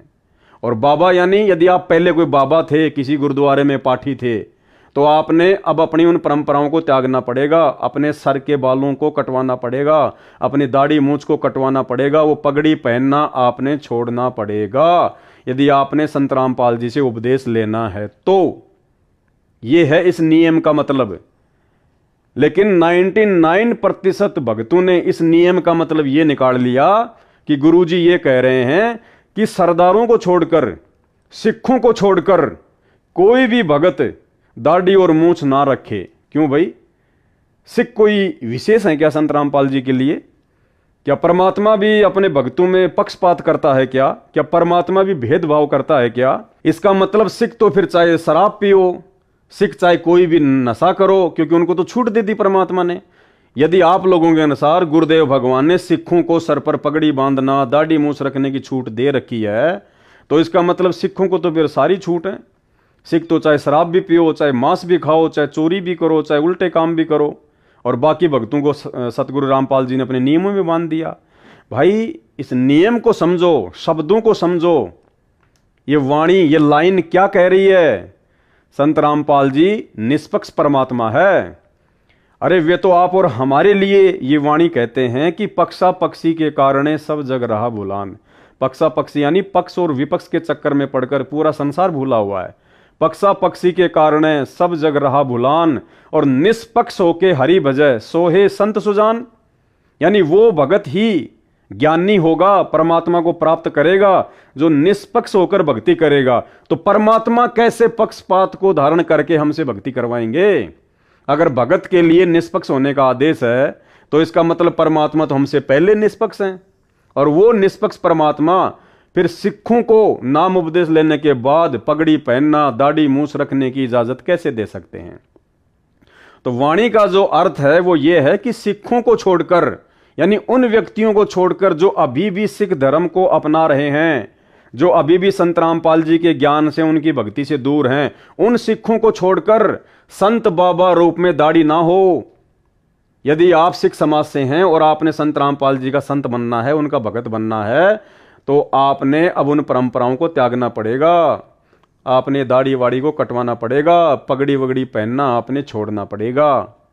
ये है, यहां संत रामपाल जी ने कहा कि सिखों को छोड़कर, ये नहीं कहा कि सिख भक्तों को छोड़कर, ये शब्द नहीं कहे उन्होंने, खाली कहा सिखों को छोड़कर, ना कि सिख भक्तों को छोड़कर। तो भाई अब आपने उन परंपराओं का परित्याग करना पड़ेगा अगर अपनी भक्ति सफल करनी है। तो आपने सिंपली, यदि संत रामपाल जी का भगत बनना है तो देख लो ये तमाम लोग, ये देख लो तमाम लोग, किसी के सर पे भी आपको ना तो कोई टोपी दिखाई देगी, ना किसी के गले में आपको कोई लॉकेट दिखाई देगा जो ईसाई धर्म में पहना जाता है, ना किसी के सिर पे आपको कोई जो है वो पगड़ी दिखाई देगी, ना किसी के चेहरे पे आपको कोई बड़ी बड़ी दाढ़ी दिखाई देगी। जबकि ये तमाम लोग, इनमें से कोई हिंदू भी है, कोई मुसलमान भी है, कोई सिख भी है और कोई ईसाई भी है। तो ये व्यक्ति हैं असल में संत रामपाल जी के फॉलोवर। ये हैं वो व्यक्ति जिन्होंने पहले वाले तमाम धर्मों की तमाम परंपराओं को परित्याग कर दिया, जिन्होंने पहले जिस भी धर्म से जुड़े हुए थे उन तमाम पहचान को इन्होंने मिटा दिया, और संत रामपाल जी के मानव धर्म से जुड़ने के बाद इन्होंने अपने ऊपर मानव धर्मी का ठप्पा लगा लिया। ये हैं संत रामपाल जी के फॉलोवर, जो संत रामपाल जी जैसे ही दिखाई दे रहे हैं। परमात्मा कहते हैं कि गुरु को कीजिए दंडवत और कोटि कोटि प्रणाम, और कीट न जाने भृंग को गुरु कर ले आप समान। सतगुरु ने इन सब भक्तों को ज्ञान देकर अपने समान कर लिया, अपने जैसा बना लिया इन सबको। इनमें और सतगुरु रामपाल जी भगवान की वेशभूषा में आपको किसी भी प्रकार का कोई भी डिफरेंस नजर नहीं आएगा। ये सभी धर्मों के लोग बैठे हुए हैं, लेकिन आप देख सकते हैं किसी भी व्यक्ति की पहचान पहले वाले धर्म नहीं है, ये सब मानव धर्मी हैं। संत रामपाल जी जैसे एक आम नागरिक की तरह आपको दिखाई दे रहे हैं। तो भाई सिख समाज से जुड़े हुए मेरे जितने भी भगत भाई बहन हैं, जो अभी भी सतलोक आश्रमों से जुड़े हुए हैं, और सतलोक आश्रमों में उनको ये तमाम बातें नहीं बताई जाती है, नहीं समझाई जाती हैं। मर्यादाओं को लेकर सतलोक आश्रमों में कोई बात किसी भगत को नहीं बताई जाती है। भक्तों को किसी भी मर्यादा के लिए पाबंद नहीं किया जाता है, क्योंकि सतलोक आश्रम मैनेजमेंट हरियाणा का एक ही मकसद है, भीड़ इकट्ठा करना। हमें भक्तों के माध्यम से ज्योति पाठ और दान का ज्यादा से ज्यादा पैसा चाहिए। चाहे भगत मर्यादा में रहे ना रहे, भगत भक्ति करे या ना करे, चाहे भगत सर पर टोपी पहने या सर पर पगड़ी पहने, चाहे क्रॉस का लॉकेट पहने या चाहे जो मर्जी, चाहे वो भगवा धारण करे, चाहे वो पीतांबर पहने, कुछ भी करे, दाढ़ी रखे, मूंछ रखे, उन लोगों को कोई मतलब नहीं है। सतलोक आश्रम से जुड़े हुए सतलोक आश्रम मैनेजमेंट को, गुरुदेव भगवान के कलयुगी परिवार को केवल इस बात से मतलब है कि ये भीड़ संत रामपाल जी से उपदेश लेके इसी प्रकार से जुड़ती रहे, आश्रमों में आती रहे, ज्योति पाठ और दान का पैसा संत रामपाल जी के नाम पे सतलोक आश्रम मैनेजमेंट हरियाणा को देती रहे। भाड़ में जाओ भक्ति और मर्यादा। तो भाई वास्तव में यदि आपने अपनी भक्ति सफल करनी है तो आपने अपने गुरुदेव के ज्ञान को आधार बनाकर अपनी पहले वाली पहचान को मिटाना पड़ेगा। आपने उन परंपराओं का परित्याग करना पड़ेगा, भले आपको अच्छा लगे चाहे आपको बुरा लगे। आपने संघर्ष करना पड़ेगा। यदि आप संघर्ष नहीं कर पा रहे हैं, लोकलाज में फंसे हुए हैं या आपको भय है, तो भाई ये लोकलाज और भय सतगुरु रामपाल जी भगवान ने भगत का सबसे बड़ा दुश्मन बताया है, सबसे बड़ा दुश्मन। भाई लोकलाज मर्याद जगत की, तरण ज्यों तोड़े बगावे। लोक लाज मर्याद जगत की, तरण ज्यों तोड़े बगावे। कामनी कनक जहर कर जाने, तब शहर अगमपुर जावे। जब कोई राम भगत गत पावे हो जी, जब कोई राम भगत गत पावे हो जी। अब आप ये फोटो देखिएगा। अब इस फोटो में एक तरफ तो ये राधा स्वामी पंथ के वर्तमान गुरु हैं, ये राधा स्वामी पंथ के वर्तमान गुरु हैं, और नीचे सतगुरु रामपाल जी परमेश्वर जी हैं। अब आप किसी भी व्यक्ति से कहो कि ये जो संगत है ये कौन से गुरु की हो सकती है, आपको कोई ये पोस्टर दिखा के कहे कि साहब ये तो राधा स्वामी पंथ के वर्तमान गुरु हैं और ये हैं यथार्थ 13वें कबीर पंथ के गुरु सतगुरु रामपाल जी, और ये है संगत, और आप लोगों को 5,000 रुपए का इनाम दिया जाएगा। ये बताओ कि ये संगत कौन से गुरु की है। तो भाई और बहनों 99% लोगों का जो जवाब होगा, 99% लोगों का जो जवाब होगा वो ये होगा कि ये संगत जिन्होंने सर पे पगड़ी बांध रखी है, जिन्होंने दाढ़ी मूंछ बढ़ा रखी है, ये सारे के सारे लोग राधा स्वामी पंथ से जुड़े हुए हैं।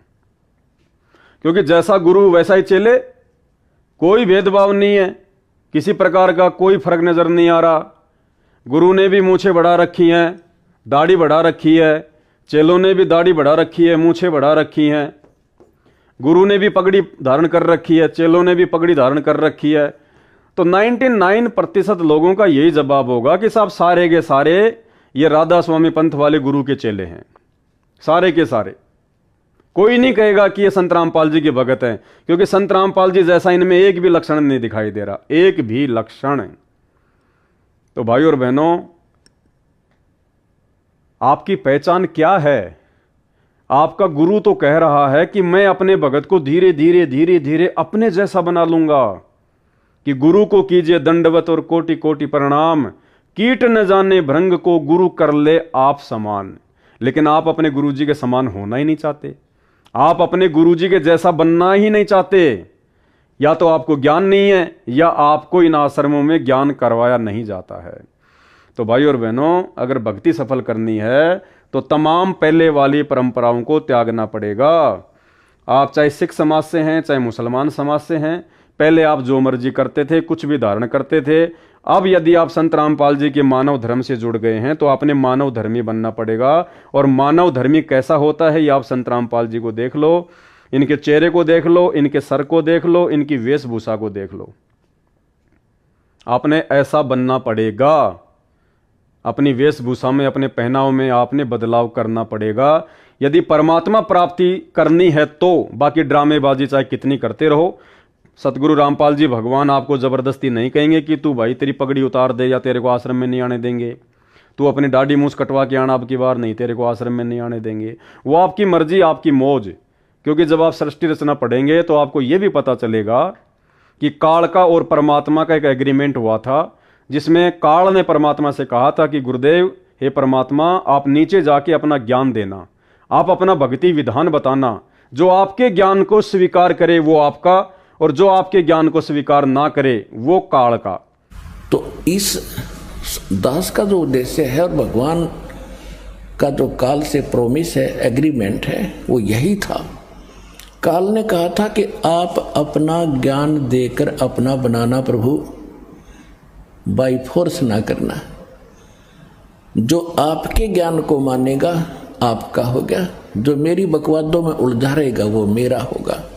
मैं उसको खाऊंगा, नचाऊंगा, जन्म मृत्यु के अंदर उनको चक्कर कटाऊंगा, उसमें बाधा ना करना। तो भाई परमात्मा जबरदस्ती नहीं करेगा। परमात्मा ने 28-30 साल से खूब तत्व ज्ञान का प्रचार प्रसार कर दिया, खूब भक्तों को दिन रात एक करके इन्होंने सत्संग दे दिए।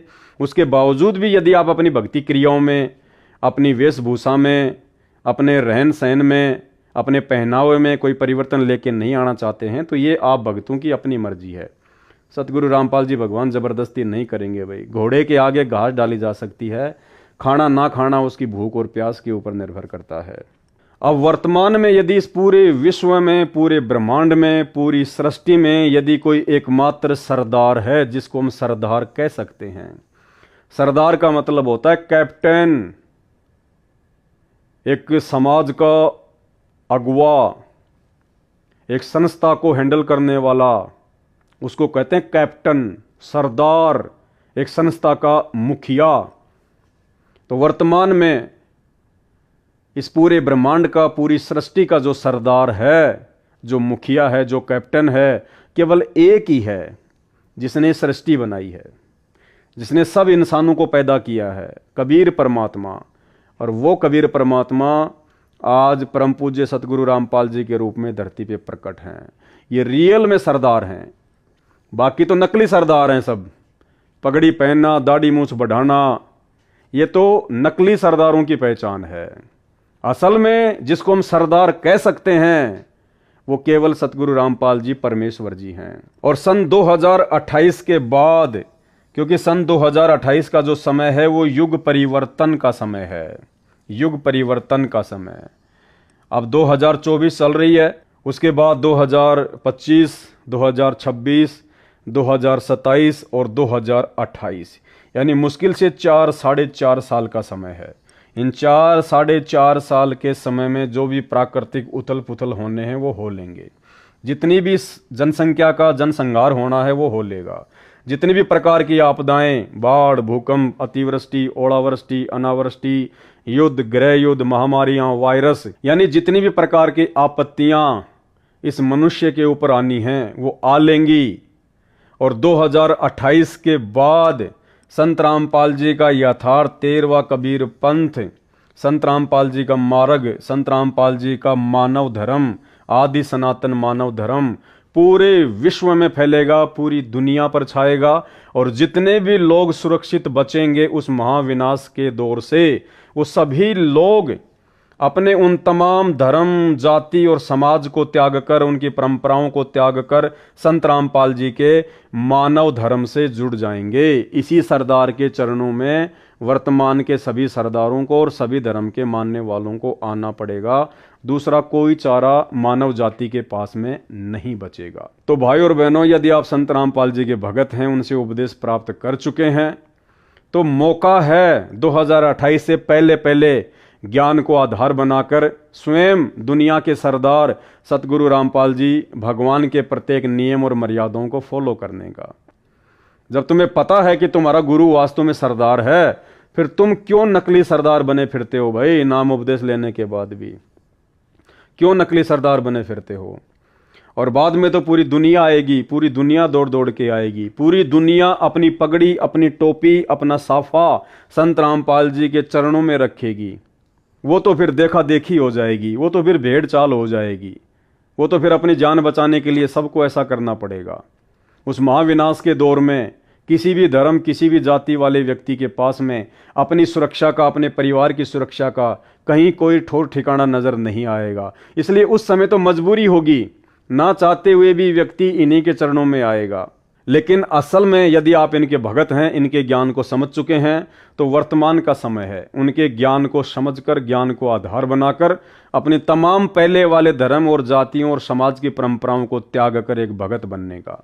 बाद में तो पूरी दुनिया पलटेगी, उस समय आपका कोई स्थान नहीं रहेगा, कोई विशेष जगह परमात्मा के चरणों में नहीं रहेगी, क्योंकि आप ज्ञान आधार से नहीं आ रहे, आप तो परिस्थितियों के वशीभूत होकर आ रहे हैं।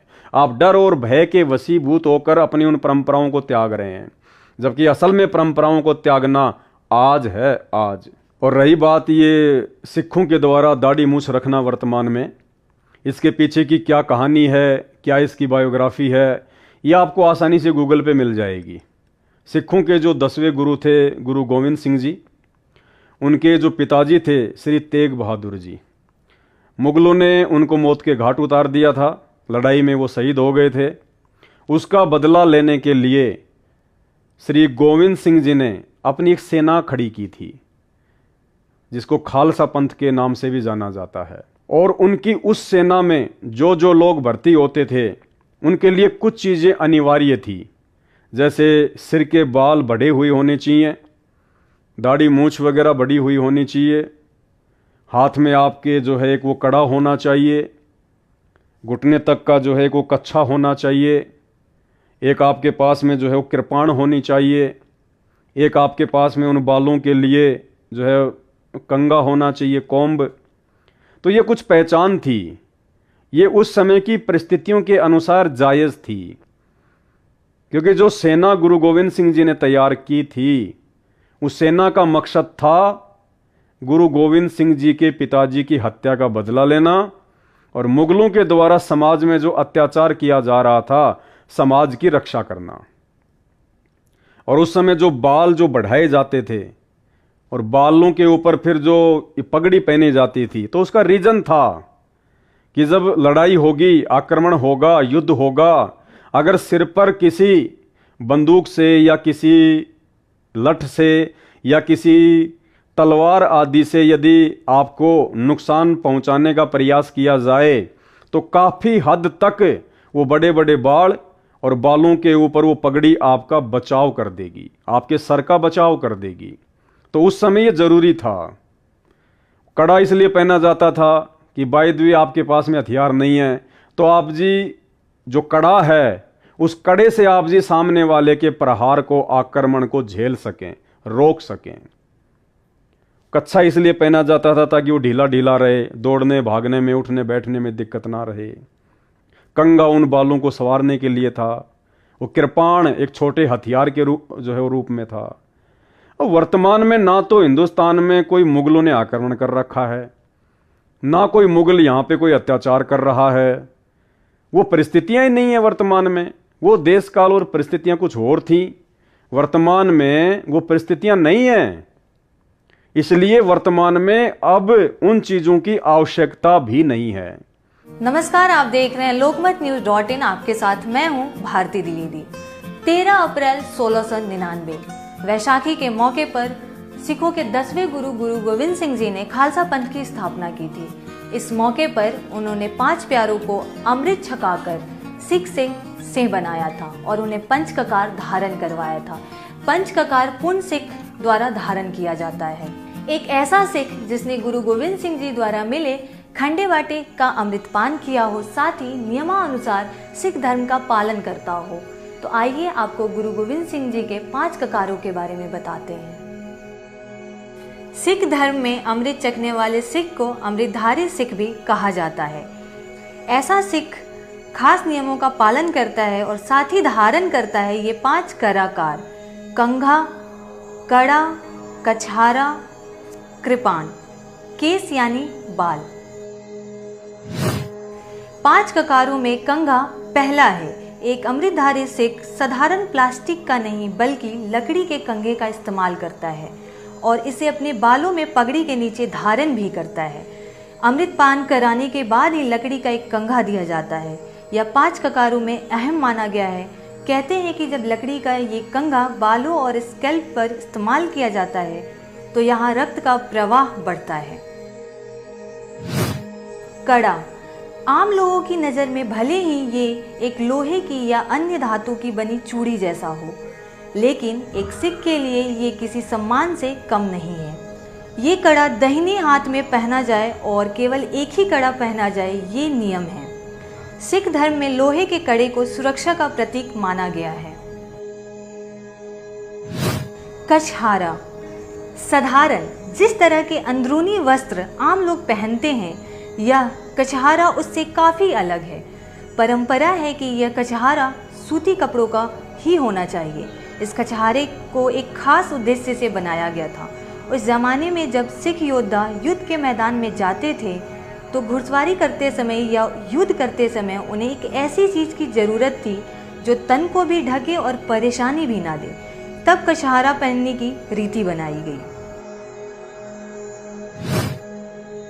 केश यानी बाल सिख धर्म में होने की पहचान है। गुरु गोविंद सिंह जी के अनुसार केश अकाल पुरख द्वारा एक सिख को दी गई देन है, एक सम्मान है जिसे कभी भी खुद से अलग नहीं करना चाहिए। इसलिए एक अमृतधारी सिख या कायदे से किसी भी सिख को अपने बाल नहीं कटवाने चाहिए। सिर के, दाढ़ी के या शरीर के जिस भी भाग पर बाल है उन्हें सिख धर्म में कटाने की या हटाने की मनाही होती है। कृपान शायद आपने कभी ध्यान भी दिया हो, एक अमृतधारी सिख हर समय अपने कमर की बाईं ओर एक छोटी सी कृपान या कटार पहने रखता है। यह 5 ककारों में से ही एक ककार है जिसे 24 घंटे पहने रखना जरूरी होता है, यहाँ तक कि सोते समय भी।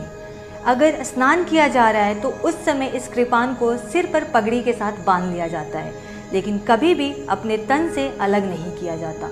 गुरु गोविंद सिंह जी के वचन के अनुसार उनके सिख को बुराई से लड़ने के लिए हर समय तैयार रहना चाहिए और यह कृपान उसका हथियार है जिसे सिर्फ और सिर्फ अहिंसा पर जीत पाने के लिए ही इस्तेमाल करें। ठीक है, जो व्यक्ति संत रामपाल जी के ज्ञान से अपरिचित हैं, जो उनके भगत नहीं हैं, जो सिख समाज से जुड़े हुए हैं, वो भले ही उन परंपराओं का निर्वाह करें, हमें कोई ऑब्जेक्शन नहीं, हमें कोई दिक्कत नहीं है। चाहे पगड़ी पहने, चाहे मूछे बढ़ा के रखें, चाहे दाढ़ी बढ़ा के रखें, चाहे साफ रखें। ये वीडियो उनके लिए नहीं है, ये वीडियो केवल उन लोगों के लिए है जिन लोगों ने सिख समाज से होने के बावजूद सतगुरु रामपाल जी भगवान से उपदेश ले लिया है, सिख समाज से होने के बावजूद संत रामपाल जी के मानव धर्म को स्वीकार कर लिया है और उसके बावजूद भी, भगत बनने के बावजूद भी उन तमाम पहली वाली परंपराओं को ढो रहे हैं, उन परंपराओं के वजन को ढो रहे हैं। वो 2 किलो का वजन पगड़ी का, बालों का अपने सिर पर ढो रहे हैं। आपका कितना समय बर्बाद हो रहा है। परमात्मा ने हमें एक एक श्वास की कीमत बताई और आपका कितना समय बर्बाद होता है बाल धोने में, बालों को संवारने में, बालों को जो है वो कंघा करने में, बालों को बांधने में, फिर उसके ऊपर वो पगड़ी पहनने में, फिर कभी कभार उस पगड़ी को साफ करने में, धोने में। आपका कितना समय बर्बाद हो रहा है। दाढ़ी वगैरह ना ढंग से आप नहा पाते, ना ढंग से आप जी जो है अपने चेहरे को, अपने सर को साफ कर पाते। क्या आवश्यकता है इन चीज़ों की।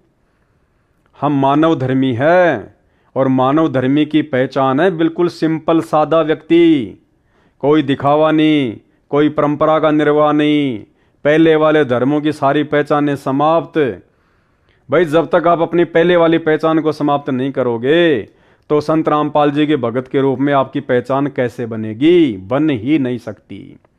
अगर आपने उन धर्मों को छोड़कर संत रामपाल जी के धर्म को अपनाया है तो भाई संत रामपाल जी के धर्म को सही रूप में आप उस समय तक नहीं अपना सकते जब तक आप अपने पहले वाले धर्म की परंपराओं का परित्याग नहीं करेंगे।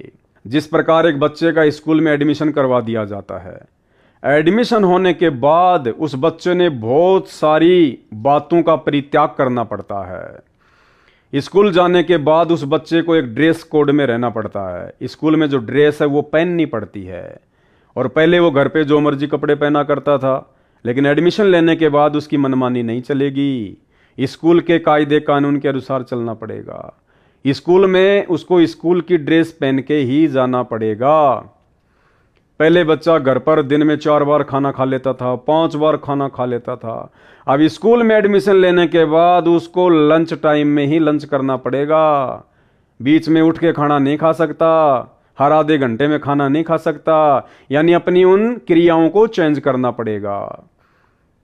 पहले वो घर पर था, उसके नाखून बड़े रहते थे, बाल वगैरह उसके बड़े रहते थे, नहाया तो ठीक है, नहीं नहाया तो ठीक है। अब स्कूल में एडमिशन लेने के बाद में भैया उसको बाल भी कटवा के रखने पड़ेंगे, उसको नाखून भी कटवा के रखने पड़ेंगे। पहले वो गंदे संदे कपड़े पहन के घूमता था, अब उसको साफ सुथरे कपड़े स्कूल में पहन के जाने पड़ेंगे। तो इसी प्रकार से यदि आप संत रामपाल जी के भक्ति मार्ग में एडमिशन ले चुके हैं, यदि आप जी मानव धर्मी बनना चाहते हैं, तो आपने अपने पहले वाले धर्म की परंपराओं को त्यागना पड़ेगा। वो रीति रिवाज, वो कुरीतियां आपने त्यागनी पड़ेगी। उनके लिए, उन परंपराओं के लिए संत रामपाल जी के मानव धर्म में कोई जगह नहीं है, किसी भी प्रकार की कोई जगह नहीं है। तो भाइयों और बहनों, आप विचार करना, ये संदेशा सतगुरु रामपाल जी भगवान के आशीर्वाद से आप तक पहुंचा दिया गया है। सत्सेवक भाई बहन तो पहले से ही इन चीज़ों को फॉलो करते हैं, वो तो उन तमाम धर्म की पहचानों को मिटा चुके हैं और अपनी पहचान केवल अपने गुरुदेव को बना चुके हैं, भक्ति मार्ग को बना चुके हैं कि एक भगत कैसा होता है, भगत का रहन सहन, उसका उठना बैठना, बोलना चलना, उसका पहनावा कैसा होता है, ये आपको सात संगतियों में आने से पता चलेगा। और दूसरी तरफ सतलोक आश्रमों से जुड़े हुए भाई बहन अभी तक अपनी उन्हीं वर्ण, जाति, धर्म, समाज की परंपराओं में घुसे हुए हैं। तो भाई यदि वास्तव में आपने संत रामपाल जी की रहम, उनकी कृपा, उनके आशीर्वाद को प्राप्त करना है, यदि आपने वास्तव में संत रामपाल जी से उपदेश लेने के बाद मानव धर्मी बनना है, उनके चरणों में जगह प्राप्त करनी है, सतलोक के लिए आपने अपने टिकट रिजर्व करवानी है, बुक करवानी है, तो भाई आपने संत रामपाल जी के यथार्थ 13वें सत कबीर पंथ के अनुसार ही चलना पड़ेगा, रहना पड़ेगा, बनना पड़ेगा। अब आप चाहे हिंदू थे या मुसलमान थे, सिख थे या ईसाई थे, भले आपको अच्छा लगे या बुरा लगे, भले आपको लोक लाज सताए या समाज का भय और डर सताए, भाई आपने ज्ञान आधार से अपनी उन कमजोरियों को दूर करना पड़ेगा। अन्यथा पूर्ण रूप से संत रामपाल जी के भगत नहीं कहे जा सकते। टाइम पास के लिए भले आप चाहे आश्रमों में जाओ, चाहे अपनी भक्ति करो, लेकिन पूर्ण रूप से संत रामपाल जी का आशीर्वाद प्राप्त नहीं कर पाओगे। और यदि उन आश्रमों से जुड़े होने के बावजूद भी आपकी इन भक्ति क्रियाओं में कोई बदलाव नहीं हो रहा है, आप समाज की लोक लाज को नहीं छोड़ पा रहे, आप उन तमाम धर्मों की परंपराओं को नहीं छोड़ पा रहे, तो भाई प्रार्थना है साध संगति के वीडियो देखना शुरू करो और सतगुरु रामपाल जी भगवान से प्रार्थना करो कि हे परमेश्वर, हमें भी साध संगति से जुड़े हुए सत्सेवक भाई बहनों की तरह सत्सेवक बनाओ परमात्मा। हम भी समाज की परंपरा, धर्म की परंपरा, जाति और वर्ण की परंपराओं से पीछे हटें। हे गुरुदेव, हम भी आपके तत्व ज्ञान को आधार बनाकर आपके ऊपर विश्वास करके भक्ति करें। तो भाई साध संगति के वीडियो देखना शुरू करो और साध संगति के वीडियो के लिए फेसबुक पर जाकर लिखिए पवन दास इज लाइव, मानव धर्मी पवन दास। यूट्यूब पर जाकर भी सर्च कर सकते हैं पवन दास इज लाइव, शंका समाधान विद पवन दास, साध संगति के वीडियो। इस प्रकार से आप सर्च करेंगे तो आपको तमाम प्रकार के ये वीडियो मिलेंगे जिनमें सभी प्रकार की जानकारियां गुरुदेव के भक्ति मार्ग से संबंधित, उनके नियम और मर्यादाओं से संबंधित प्रोवाइड करवाई गई हैं। समय बहुत थोड़ा है, बाद में रोओगे, पछताओगे। आपके पास में एक मौका है, जब तक सतगुरु रामपाल जी भगवान हिसार जेल से बाहर अपनी लीला पूरी करके अपने मिशन को पूरा करके नहीं आ जाते हैं, उस समय तक आपके पास समय है कि आप एक भगत बन सकते हैं। सतलोक जाने के लिए आप जी भगत बन सकते हैं, आपके पास मौका है। एक बार गुरुदेव हिसार जेल से बाहर आए तो भाई वर्तमान में जितने लोगों ने गुरुदेव से नाम दीक्षा ले रखी है, फिर उन लोगों को भगत बनने का मौका नहीं मिलेगा, बिल्कुल नहीं मिलेगा। यानी आपने अपना ये जीवन बर्बाद कर दिया, अब आपको नेक्स्ट जीवन लेना ही पड़ेगा। वर्तमान में जिन जिन लोगों ने उपदेश ले रखा है, ये उन लोगों के लिए है। बाकी उनके बाहर आने के बाद जितने लोग उपदेश लेंगे वो एक दूसरा बैच होगा। उस बैच की फिर क्या मर्यादा होगी, क्या नियम होंगे, कैसे परमात्मा उनकी परीक्षा लेगा, वो बाद की बात है। लेकिन वर्तमान में सन 2014 बरवाला कांड के बाद से उन तमाम लोगों की परीक्षा है, उन तमाम लोगों को भगत बनने का गुरुदेव ने एक मौका दिया है, जो लोग सतगुरु रामपाल जी भगवान से उपदेश प्राप्त कर चुके हैं। बाद में रोओगे, पछताओगे, मौका नहीं मिलेगा। और गुरुदेव के दिल में जगह बनाने के लिए आपको किस प्रकार से भगत बनना पड़ेगा, आपने किन किन परंपराओं को त्यागना पड़ेगा, कौन कौन सी मर्यादाओं को आपने अपनाना पड़ेगा, ये तमाम जानकारी आपको धार्मिक धंधे के रूप में स्थापित हो चुके धनाना आश्रम से लेकर तमाम सतलोक आश्रमों में नहीं मिलेगी, जिंदगी में नहीं मिलेगी। ये तमाम जानकारी यदि आपको चाहिए तो आपको सात संगति की वीडियो देखना पड़ेगा, आपको सात संगति से जुड़ना पड़ेगा। अन्यथा भैया जैसा बीज बोओगे वैसा ही काटोगे। परमात्मा ना किसी को अच्छा कहेगा ना किसी को बुरा कहेगा, अंत में यहीं रह जाओगे, पैर फिसल जाएगा, जन्म जन्म प्राप्त करते रहोगे, यहाँ के सुख भोगते रहोगे, क्योंकि भक्ति हम ऐसी कर रहे हैं। इस भक्ति में यदि हम मर्यादा में ना रहे तो हमारी कमाई इतनी बन जाएगी, पार तो नहीं हो पाएंगे। पार तो वही होगा जो पूरी तरह से मर्यादा में रहेगा। लेकिन मर्यादाओं में ना रहकर भक्ति करते करते हमारी जबरदस्त कमाई हो जाती है इन सत भक्ति मंत्रों से, और फिर हमें बार बार मनुष्य जन्म मिलेंगे, और मनुष्य जन्म बनकर यहीं पे हम धक्के खाते रहेंगे, अपनी भक्ति को बर्बाद करते रहेंगे, और ना जाने फिर क्या क्या कष्ट और मां कष्ट उठाएंगे। तो भाई और बहनों, फिलहाल मौका है, हाथ जोड़ के प्रार्थना है, मान बढ़ाई अहंकार को त्याग दो, ये व्यर्थ की परंपराओं को त्याग दो। यहाँ कोई सरदार नहीं है, सरदार सबका एक ही है। यहाँ कोई मुस्लिम नहीं है, कोई हिंदू नहीं है, कोई ईसाई नहीं है। सबका जनक, सबका बाप, सबका उत्पत्ति करता धरती पर आ चुका है, प्रकट हो चुका है। आने वाले समय में तो पूरी दुनिया इनके चरणों में आएगी, गिड़गिड़ाएगी, नाक रगड़ेगी। दूसरा, धरती पर किसी को कोई ठोर ठिकाना नजर नहीं आएगा। और तुम चंद भाई बहन जिनको गुरुदेव ने मौका दिया, समय रहते अपनी शरण में ले लिया, तुम अगर उन्हीं परंपराओं में उलझे रहे, उसी मान बढ़ाई में उलझे रहे, उन्हीं धर्म के रीति रिवाजों में उलझे रहे और परमेश्वर के मानव धर्म को सही से नहीं अपनाया, तो भैया आपकी भी वही दुर्गति होगी जो वर्तमान में संत रामपाल जी को ना पहचान कर उनसे दूर बैठे हैं। तो एक संदेशा गुरुदेव की सत प्रेरणा से आपको दे दिया गया है। अब आपने सरदार बनना है या आपने भगत बनना है, आपने सिख बनना है या आपने सतगुरु का शिष्य बनना है, ये भाई आपकी अपनी मर्जी के ऊपर निर्भर करेगा। गुरुदेव आपको ना तो ये कहने आएंगे कि बेटा तू ठीक कर रहा है, ना आपको ये कहेंगे कि बेटा तू गलत कर रहा है, क्योंकि 28 वर्षों से गुरुदेव ने ज्ञान दे दिया। वो ज्ञान इसीलिए दिया है कि हम खुद निर्णय कर सकें। कहे कबीर सोई जन मेरा, जो नीर खीर का करे निबेरा। तो आज के वीडियो में केवल इतना ही, आगे फिर आपको जानकारियां देते रहेंगे। तब तक के लिए दीजिए इजाजत। बंदी छोड़ सतगुरु रामपाल जी भगवान की जय हो। बच्चों, आप इन बातों को हल्के बना लो, कति 100 की 100 साची है। आंखों देखिए उस महापुरुष ने अपने मालिक की महिमा गाई है। विश्वास कर लो, दर्द कति आंख मीच लो। अब ब्लाइंड फेथ करना शुरू करो, जो दास बोल रहा है। सारे प्रमाण दे दिए, अब आपका समय आ गया है कति शीश देने का। शीश को काट के नहीं चढ़ाना, समर्पित होना। सिर सौंपा गुरुदेव को, सफल हुआ यो शीश। नित्यानंद इस शीश पर, आप बस जगदीश।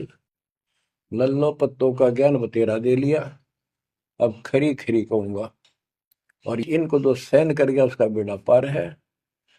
और जिसके अंदर दोष होगा वो या तो ठीक हो जाएगा ना छोड़ जाएगा इस विषय को। हमने इसे की जरूरत भी नहीं है। अब मैं देखता हूँ जैसे ये बकवाद करी है 11/7 को, ये सारनाम प्राप्त न करी है, ये बकवास उसने की है। अब वो कुत्ते वाली मौत नहीं मरेगा तो और क्या करेंगे ये बताओ। सारनाम ले लिया, कोई परमानेंट टिकट होगी तब उसका कुछ भी ना होगा, बकवाद वैसे करता रहो। बाढ़ में जाओ इसे सस और ऐसे कोऑर्डिनेटर, तो अपनी बकवास करते हैं। कर्म बना लो, बकवास छोड़ दो। ये बार बार कहने की बात नहीं है। तो मुश्किल से मानो शरीर मिला, इसमें तुम वो चौधर में खो दियो और नष्ट करके चले जाइए इस जीवन को। जो आदेश दास का हो, भगत तो वो है, कूदता हूँ गुरुदेव का। रामपाल दास का नाम, गले प्रेम की जेवड़ी, जा खेचो जाओ मैं। तो करो तो बाहू, वापस आ जाऊं तो दूर दूर करो तो जाऊं, जो राखो तो हीरो, जो देवो सो खाओ। कि एक परमात्मा इस भाव में आओगे ना, वो बात तो बनेगी जब। वैसे ठीक है, जिसा करोगे मालिक रखा को नहीं। ठीक, वो मर गए, भक्ति कर रहे थे, हुआ तो उन्हें मिले मिलेगी, और अगले जन्म में हो सके कि राजा महाराजा बन जाए, फिर कर्म फोड़ के फिर कुत्ते बन जाएंगे। तो ऐसे अधीन होना पड़ेगा। आपको जो निर्देश मिले, भैया सेवा छोड़ दे, तुरंत त्याग दे, हाथ जोड़ के खुश होकर, मुंह बढ़ावा नहीं कि देखा है कोऑर्डिनेटर हटा दिया, मैं इतने दिन से सेवा कर रहा था, मैं ये कर रहा था, है वैसे उन दिनों में किया मैंने, जब दुख के दिन त्याग में हटा दिया। तो के राजा था तो के मंत्री लाग रहा था, भले आदमी, सेवा थी, मजदूरी थी, मालिक ने दी, मालिक ने ले ली। खुश होना चाहिए हाथ जोड़ के, भाई फेर दियो चांस, गुरु जी कहियो, फिर मौका दे, कोई गलती हो तो सुधारूंगा, सुधारूंगी। ये तो है साधु के लक्षण। और बकवाद करके मुंह चढ़ाकर बैठे, के किसका के बिगाड़ेगा, कल मरेगा कुत्ते वाली मौत से, ऐसे की सीट के मारेगा काल। बच्चों, अपने ऊपर रहम ना करते, दास पकड़ लो। मेरा संघर्ष देखो, 27-28 साल हो गए दास में, 1994 से आज तक हिसाब ला लो। और इसलिए कि आप घोर नरक में पड़े हो, इसको सुख मानने बैठे हो। और ये सुख है कितनी समय का पता है आपको? सांस बेरा ना, इस सांस का आवन हो ना हो। ऐसे गंदे लोग में माचे माचे करो हो, अहंकार में सड़ रहे हो। यू काल अफारा भर अफारा कर रखा काल ने, तो हवा पर रखी है, फिर एकदम पलट देगा टायर सा तुम्हारा।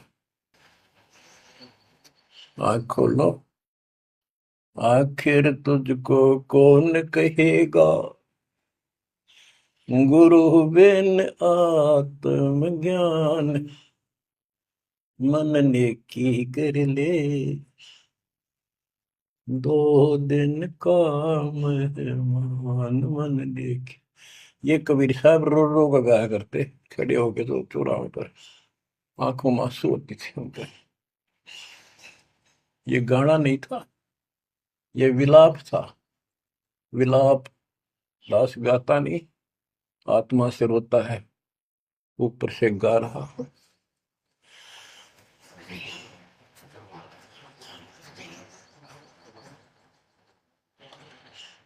120 साल आपके बाप, आपके पिता